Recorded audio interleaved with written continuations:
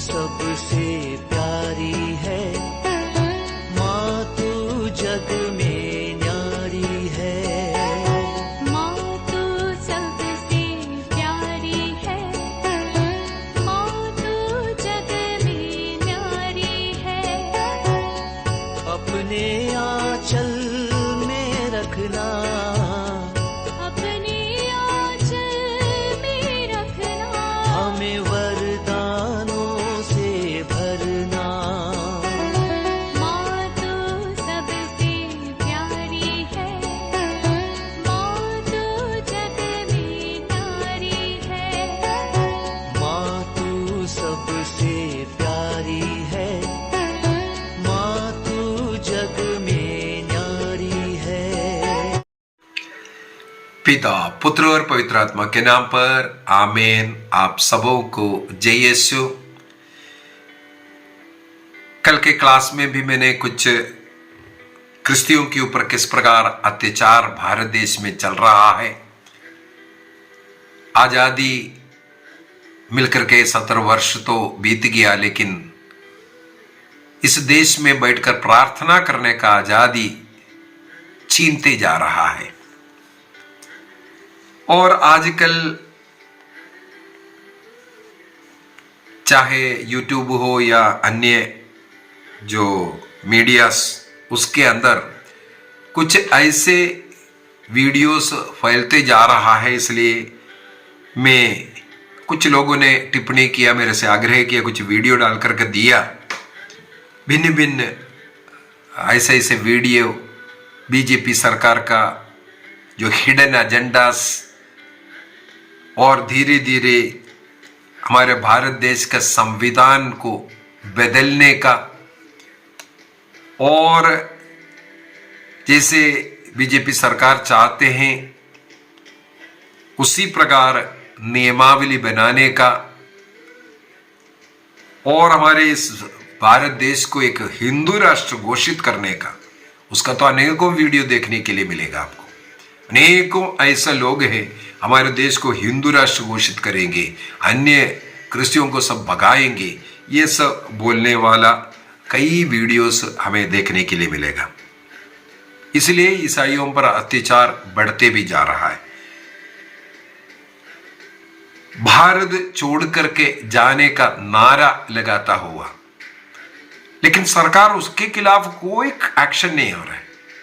हमारा कॉन्स्टिट्यूशन हर एक व्यक्ति को जो आजादी दे रहा है, उसके विरुद्ध में जो भी कार्य कर रहा है, उसके खिलाफ सरकार कोई कदम नहीं उठाता। और इलेक्शन जैसे जैसे नजदीक आया और अत्याचार बढ़ रहा है, और वोट चाहिए, कुछ लोगों का ऐसा वोट लें, इस कारण इस प्रकार का हमारे देश को हिंदू राष्ट्र बनाएंगे, ये करेंगे, वो करेंगे।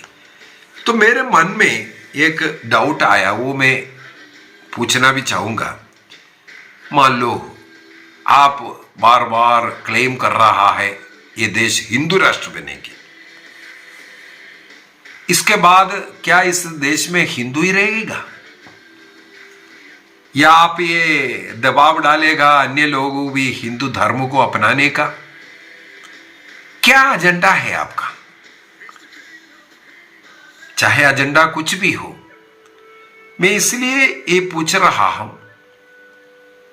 हिंदू केवल भारत देश में ही नहीं है, पाकिस्तान में हिंदू है, बांग्लादेश में है, अन्य देशों में है। हाल ही में एक बड़ा सा एक मंदिर, पता नहीं कितना करोड़ों का खर्च कर करके एक विदेश में, कंट्री में, मेरे हाल में अमेरिका में गई, उसको बनाया है। और आप स्वयं बोलते हैं अमेरिका एक ईसाई कंट्री है। देखो, आपके ईसाई कंट्री आप बोल रहा है, उस कंट्री में आपका मंदिर बनाने का आजादी वहां दिया। वहां के रहने वाले किसी हिंदू को वहां प्रताड़ा नहीं जाएगा। वहां का जो कानून है, हिंदू के लिए भी, ईसाई के लिए भी, मुसलमानी के लिए भी एक बराबर है। सबों को वहां पर वो फ्रीडम, आजादी दिया हुआ है। आप ये जो नारा लगा रहा है, क्या उद्देश्य से? हमारा देश 1947 में आजादी प्राप्त करने के बाद हमारा कॉन्स्टिट्यूशन बनाया, हमारा रिपब्लिक देश बन गया 1950 में। इसलिए हमारा देश एक आजादी देकर के कुछ नियम बनाया हुआ है। हमारे इस देश में सभी लोगों को ये आजादी है अपना इच्छा के अनुसार अपना जो धर्म चुनने का, सबको ये आजादी है। किसी एक व्यक्ति विशेषता के लिए, एक धर्म के लिए यह देश नहीं है। जितना अन्य लोगों को है उतना मुझे भी है। हमारे देश में सब लोगों को एक समान देखना और वो नियम के द्वारा आजादी, फ्रीडम दिया हुआ है। कुछ वर्ष तक मेरे मन में कभी ऐसे विचार भी नहीं आता था। जैसे मैंने पूर्व में भी एक क्लास में बोला, हम लोग आर्मी वगैरह में थे, कभी मन में भी ये नहीं आया ये हिंदू है, ये मुसलमान है, ये सिख है। हम लोग बहुत अच्छा ब्रदरहुड, भ्रातृ प्रेम में रहता था। और आज भी मेरा अनेकों बेस्ट फ्रेंड्स में बोलूंगा वो क्रिश्चियन नहीं, हिंदू से। हम लोग फोन करते हैं, बहुत प्यार करते हैं, एक दूसरे का हाल चाल पूछते हैं। लेकिन कुछ ऐसे धार्मिक कट्टरपंथी लोग, गुंडे लोग आकर के भगवान के नाम पर ऐसे अच्छे अच्छे लोगों के मन में विष डालते जा रहा है। ये हमारे देश को बर्बादी की ओर लेकर के जाएगा। चाहे कितना भी वाह वाह करते हुए उन्नति हो रहा है, बोल रहा है, एक घमंडियों को प्रभु नीचे गिराता है। थोड़ा सा ये क्लास में लेने का उद्देश्य भी ये है, ये जानने के लिए हमारे देश में जो क्रिश्चियन मिशनरीज आए उस समय पर हमारे देश का क्या हालत था, कितने लोग पढ़े लिखे लोग थे, कितना सुविधाएं थी। थोड़ा सा पढ़ाई कीजिए, स्टडी कीजिए, थोड़ा सर्च कीजिए।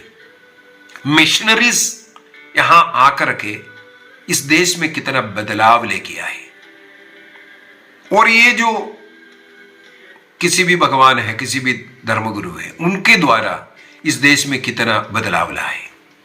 यदि आज आप देखेंगे देश के बड़े बड़े यूनिवर्सिटीज, कॉलेजेस, एजुकेशन इंस्टीट्यूशंस, ये सब ये मिशनरीज आने के बाद, क्रिश्चियनिटी भारत देश में आने के बाद एजुकेशन, लोगों को पढ़ना लिखना सिखाया। उससे पूर्व में कुछ लोग पढ़ सकता है, अन्य लोगों को पढ़ने का आजादी नहीं था। कौन सा कपड़ा पहनना है, नंगा रहना है या कपड़ा पहनना है, कौन सा पहन सकता है, इसका नियम था। इधर हमारे भारत देश का बोल रहा हूं। स्त्री, इवन स्त्री शरीर ऊपर नंगा रखना है, क्योंकि जो बड़े जो धर्म जो लोग हैं उनका शोषण करता था। ऐसे जो लोग ऐसे ऐसे नियम कानून बना करके लोगों को उनका गुलाम बना कर रखना, इसलिए नीच जात वो ऊंचा जात ऐसा बोल करके उनको पढ़ने लिखने का अनुमति नहीं था। अनेकों ऐसा जो जानवर जैसे नियम बना करके रखने वाला। लेकिन हमारा भारत देश इतिहास पढ़ना, जब मिशनरीज आए उसके खिलाफ लड़े, कानून बनाए, कपड़ा पहनने का आजादी दिया, पढ़ाई लिखाई करने का आजादी दिया, घर बनाने का आजादी दिया, जानवर से मनुष्य को मनुष्य बनाया। ये मिशनरीज आने के बाद हॉस्पिटल्स लीजिए, चाहे सड़क लीजिए, किसी भी प्रकार का उन्नति हमारे इस भारत देश में शुरू हुआ, मिशनरीज के आने के बाद, इसके बाद का उन्नति है। आज बोलेंगे तुम ईसाई लोग, तुम इटली चले जाओ, तुम रोम चले जाओ, हम यहां जन्म लिए, हम इस मिट्टी के पुत्र हैं, हम क्यों जाएं भाई? हम क्यों जाएं? हम इस देश के पुत्र हैं, यहां जन्म लिया, यहां मरेंगे, यहां दफनाएंगे। हम क्रिस्त को अपना मुक्तिदाता के रूप में स्वीकार किया, हमें स्वर्ग का जीवन जी रहा है, भ्रातृ प्रेम का जीवन जी रहा है। क्या आपको अच्छा नहीं लग रहा है? हमारा धर्म यही सिखाते हैं, प्रेम से रहने के लिए। हमारा धर्म हर एक मनुष्य को मुक्ति देना चाहते हैं। मुक्ति का मार्ग क्रिस्त इस संसार में आकर दिखाया। एक व्यक्ति को मुक्ति, स्वर्ग राज्य मिलने के लिए, और जो प्रभु को स्वीकार करते हैं उनको उसके द्वारा प्रभु का ईश्वरीय प्रेम मिल जाता है, उस स्वर्ग का अनुभव मिलता है। मान लो कोई व्यक्ति कुछ गलती कर रहा है, हमें मालूम है वो गलती कर रहा है, उसको सुधारना हमारा काम है। जिसको ज्योति मिला है, अन्य जो अंधकार में रहने वालों को ज्योति में लाना उनका कर्तव्य है। ईश्वर ने हमें ज्योति दिया, और जो अंधकार के जीवन जी रहा है उन्हें ज्योति में लाना, यही हमारा काम है। हम धर्म परिवर्तन नहीं बल्कि मन परिवर्तन का कार्य करता है। मैं घर घर जा करके लोगों से बात करता हूं, प्रभु से प्रार्थना करता है कि नहीं, अच्छा जीवन जी रहा है कि नहीं, नशा छोड़ने के विषय में या लड़ाई झगड़ा छोड़ने के विषय में, घर में शांति का कार्य हम सिखाते हैं। जहां हमारा रटिट है उसी में ही है, पाप में जीवन को छोड़कर पवित्रता का जीवन जियो। मनुष्य का मन परिवर्तन होना चाहिए। अंधविश्वास का कर्म, ऐसे ऐसे अंधविश्वास सिखा कर रखा है, ऐसे ऐसे अंधविश्वास का कर्म लोगों को बर्बाद कर रहा है। हमारा कोशिश है उस अंधविश्वास से लोगों को बचाएं, तंत्र मंत्र जादू टोना से लोगों को बचाएं। सत्य के राह दिखाना हम चाहते हैं। देश के अनेकों लोगों में, जैसे हाल ही में मैंने एक क्लास डाला था, चर्च के ऊपर जय श्री राम नारा लगा करके जो झंडा लगा रहा है। कई कई स्कूलों में जाकर के आपके जो क्रिस्तीय स्कूलों के अंदर अन्य देव मूर्तियों को लाकर लगाने से क्या वो देवी कुछ हो जाता है क्या? ऐसे कई घटनाएं मध्य प्रदेश वगैरह में हो रहा है। स्कूल के ऊपर पत्थर फेंक रहा है, तोड़ फोड़ रहा है। उन्हीं लोगों का संतान वहां पर है। इस प्रकार का कार्य से हम लोगों के देश को थोड़ा बचाना है। इलेक्शन आ रहा है, इसलिए हमें स्टडी करना है। विशेषकर मैं क्रिश्चियों से आग्रह करूंगा, हमें आजादी के साथ प्रार्थना करने के लिए जिस पार्टी हमें अनुमति देगा, केवल उन्हीं को हम वोट देंगे। कई लोग हाँ फलाना व्यक्ति अच्छा है बोल करके नारा लगाया, हमने वोट दिया, प्राइम मिनिस्टर बना, इसके बाद फोड़ दौड़ शुरू हुआ। जहां कहीं भी ये सरकार बना है वहां पर क्रिश्चियों के ऊपर अत्याचार चल रहा है। आजादी नहीं है, प्रेम का जीवन बर्बाद हुआ, लोगों के घरों में अशांति आ गया। आज शोषण चल रहा है लोगों का, गरीबों का शोषण चल रहा है। नौकरी नहीं है, बच्चे बर्बाद है, युवा पीढ़ी बर्बाद हो रहा है। हमें हमारे देश को बचाना है। ऐसे झूठे अभियोग लगा करके या आज हम हिंदू राष्ट्र बना करके रखेंगे, ये एक व्यक्ति सोचने से नहीं, ये सब बोल करके केवल वोट मांगेंगे, वोट इकट्ठा करने के लिए। ऐसा झूठ बोल कर करके कुर्सी हड़प लिया। क्या क्या बोला था, हम 15 लाख रुपया आपके अकाउंट में देंगे, एक पैसा भी नहीं आया, आपका और लेकर के गया। पेट्रोल का दाम 35 रुपया में देंगे, हो गया 110 रुपया में। गैस का दाम पता नहीं कितना 300 रुपया में देंगे बोला, 1300 हो गया। इतना जितना झूठ बोल बोल करके केवल लक्ष्य था। और जहां इलेक्शन आएगा, राम मंदिर आएगा, पता नहीं क्या क्या नहीं आते। इलेक्शन जीतना, उसके लिए लोग कुछ भी करेगा। इसलिए ऐसा जो वीडियो है, मेरे विचार में ऐसा वैसा फलाना भेजने की भी जरूरत नहीं। ये तो इलेक्शन आ रहा है, इसलिए ऐसे ऐसे वीडियो बस कल हमारे भारत देश को हिंदू राष्ट्र घोषित करेंगे। इसके बाद क्या होना है? घोषित करने के बाद क्या आप सोच रहा है क्रिश्चियन लोग यहां से मिट जाएंगे? नहीं हो सकता है। एक गलत विचार। जितने लोग क्रिश्चियन धर्म अपना रहा है, क्रिस्त को अपना मुक्तिदाता अपना रहा है और सत्य के राह में आ रहा है, वो आते रहेगा। इसलिए हमें धैर्य के साथ आगे बढ़ना है। एक ही काम है, रोज प्रार्थना कीजिए, अधिकारियों के लिए प्रार्थना कीजिए, पॉलिटिकल लीडर्स के लिए प्रार्थना कीजिए और हमें शांति का जीवन जीने के लिए प्रार्थना कीजिए। हमारे पॉलिटिकल लीडर्स, हमारा सरकार, हमारा कोर्ट कचहरी, जजेस, सबों को समर्पित करना है ताकि हम लोगों को न्याय मिले। आजादी के साथ हम यहाँ इस देश में, इस देश का हम नागरिक है, यहाँ रहने का कृपा हमें मिल पाए। और ऐसे जो लोगों को धमका करके, डरा करके, तोड़ फोड़ कर करके अपना बाहुबल का प्रदर्शन कर रहा है, ऐसे लोगों का मन परिवर्तन के लिए प्रार्थना कीजिए। यदि हम एक साथ प्रार्थना करेंगे, ऐसा ही होगा।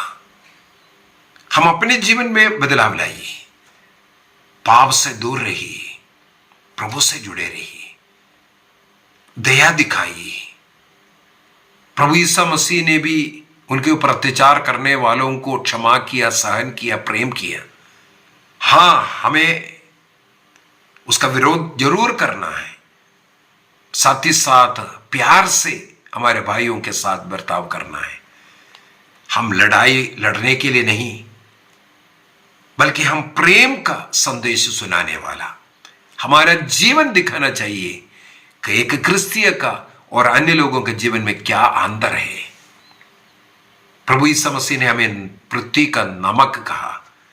थोड़ा सा संख्या हमारे जरूरत है, वो नमक सबों को मिठास बनाएंगे।